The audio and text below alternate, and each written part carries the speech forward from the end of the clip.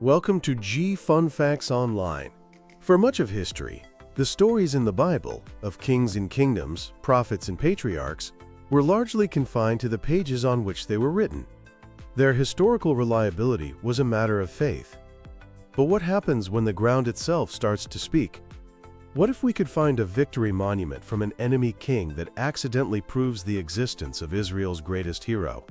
Or the personal seal of a royal scribe mentioned in the book of Jeremiah?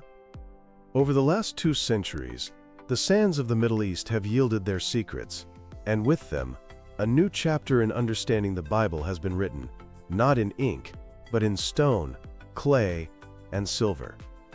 Today, we're digging into the world of biblical archaeology to uncover the most significant inscriptions ever found, and how these echoes from a distant past are reshaping our understanding of history. Let's start with one of the biggest questions of all. Was King David real? For centuries, David, the shepherd boy who became king, was a figure known only from the Bible. This lack of external evidence led many scholars to argue he was a mythical character, a later invention to create a glorious founding story for the kingdom of Judah. That all changed in the summer of 1993. At the archaeological site of Tel Dan in northern Israel, a team led by Avraham Biran unearthed a fragment of a basalt stone wall. Embedded in it was a piece of an older monument with Aramaic lettering. The next year, 2 more fragments were found that fit perfectly.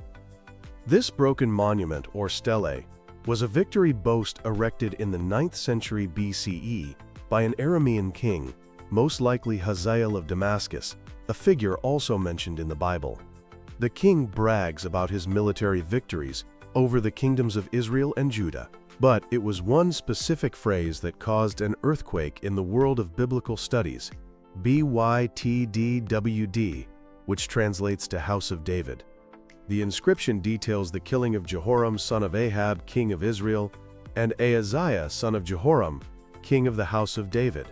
This was the first time the name David had ever been found in a contemporary, extra-biblical source.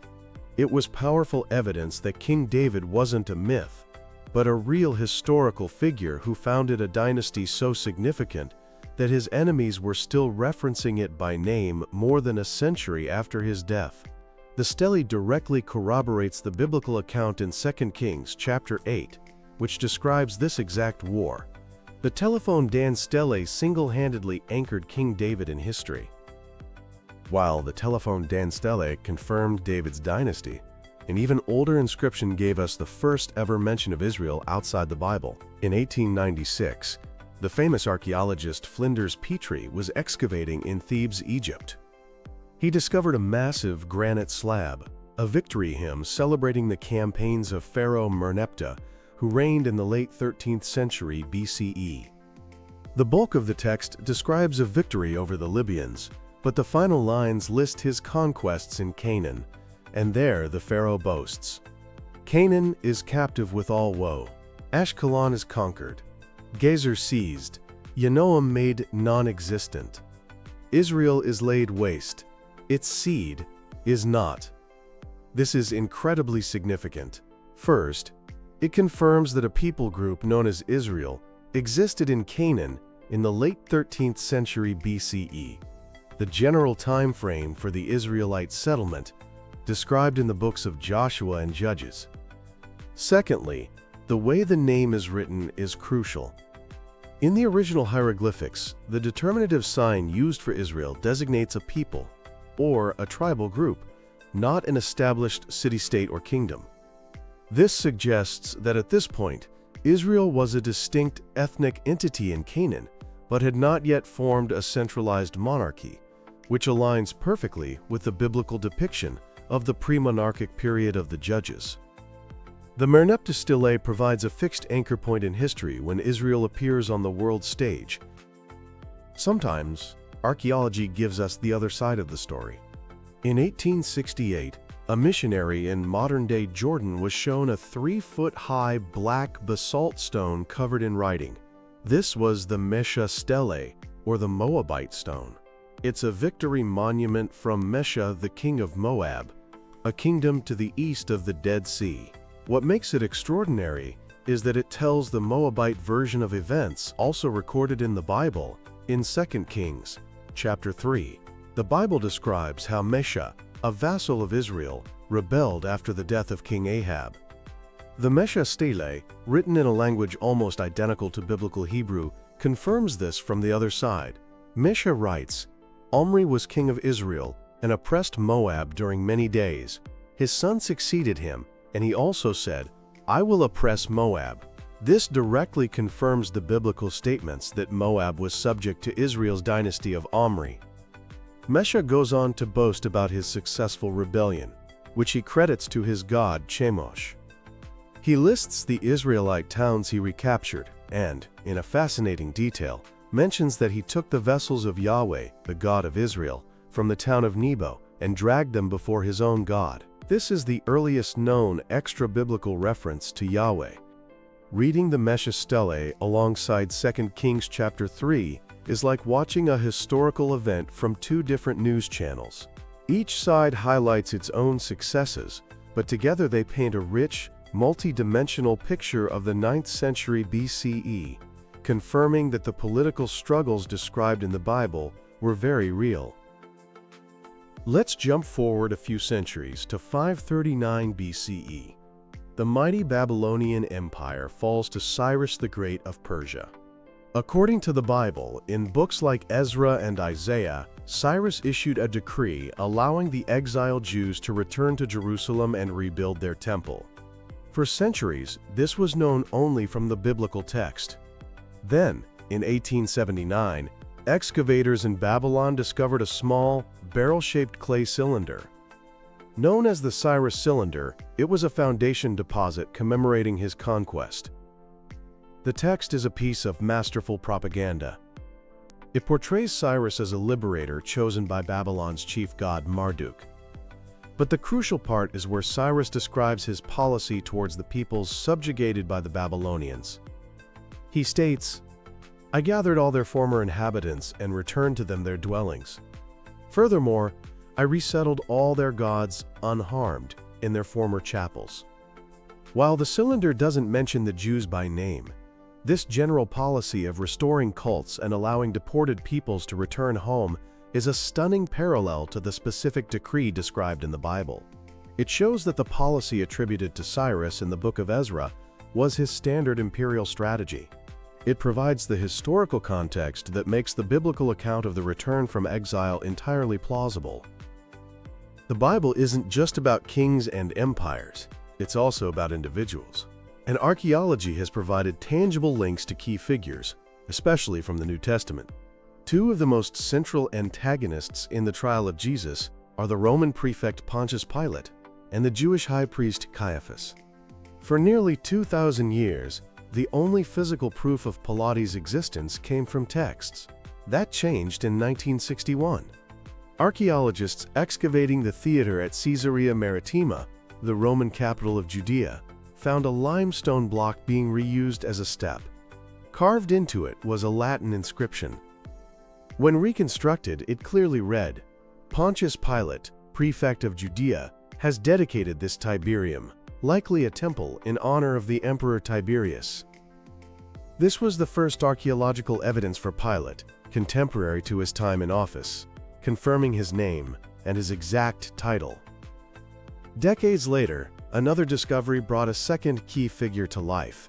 In 1990, construction workers near Jerusalem accidentally broke into a 1st century burial cave.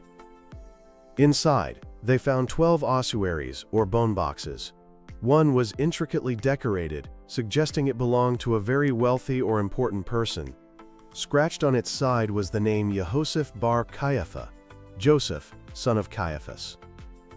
The Jewish historian Josephus tells us that the high priest who presided over Jesus' trial was named Joseph, but called Caiaphas. Inside the box were the remains of a 60-year-old man. The combination of the name, the ornate box, and the location led most scholars to conclude this was the tomb and remains of the high priest Caiaphas himself. These discoveries, the Pilate Stone and the Caiaphas Ossuary, don't prove the theological events of the Gospels. but they ground the narrative in a world populated by real historical people.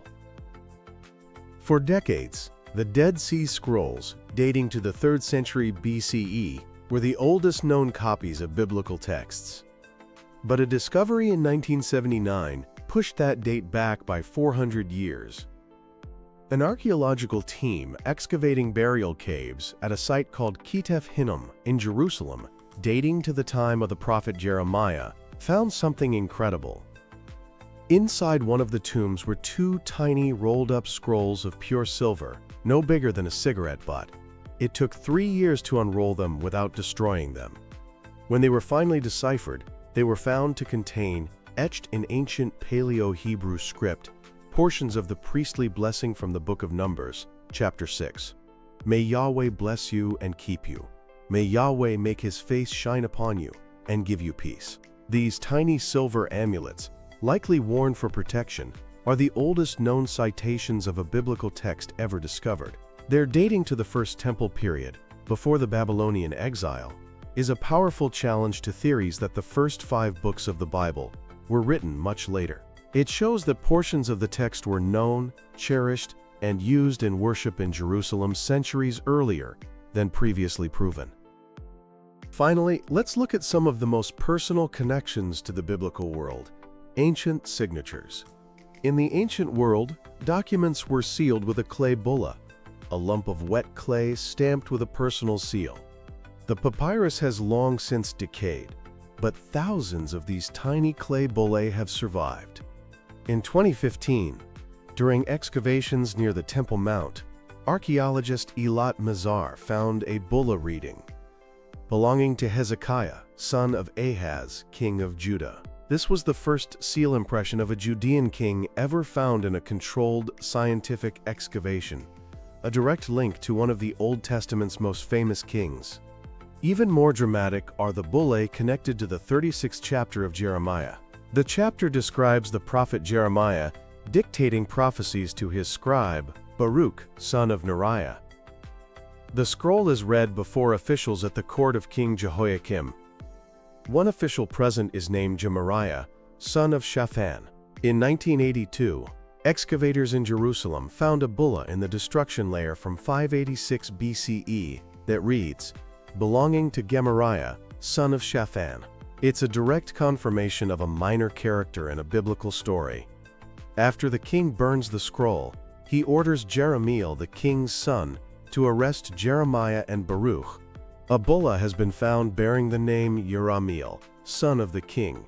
These bullae are like ancient business cards, confirming that the biblical writers were familiar with the real officials of the royal court. So what does all of this mean? Archaeology is not a magic wand that can prove or disprove faith. Its findings are fragmentary and subject to interpretation. But what it has done, undeniably, is to demonstrate that the Bible is not a book of once-upon-a-time fairy tales. It is a collection of texts deeply rooted in the history, culture, and politics of the ancient Near East. The Tel Dan Stele established the House of David as a historical reality. The Merneptah Stele provided a fixed point for Israel's presence in Canaan. The Cyrus Cylinder provided the context for the return from exile. And the Pilate Stone and Caiaphas Ossuary gave us tangible links to the world of the New Testament. These inscriptions, these echoes in stone and clay, create a dialogue between the spade and the scroll. They make the world of the Bible more vivid, more nuanced, and more historically grounded than ever before. The ancient texts have been with us for millennia. Now, thanks to archaeology, we are beginning to read the stones as well.